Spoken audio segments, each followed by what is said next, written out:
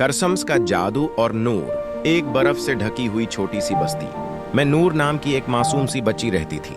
Christmas की रात करीब आ रही थी, लेकिन नूर के घर में कोई क्रिसमस ट्री नहीं था, न ही तोहफे। फिर भी नूर हर रात आसमान की तरफ देखकर मुस्कुराती और कहती, शायद क्रिसमस का जादू मुझे भी मिल जाए।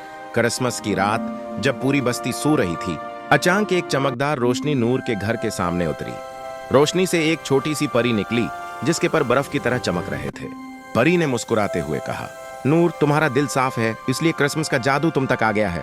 परी ने अपनी छुरी घुमाई और पल भर में नूर के घर में एक खूबसूरत क्रिसमस ट्री सज गया।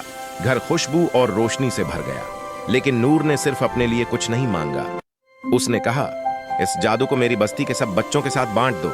ये सुनकर परी की आंखों में चमक आ गई।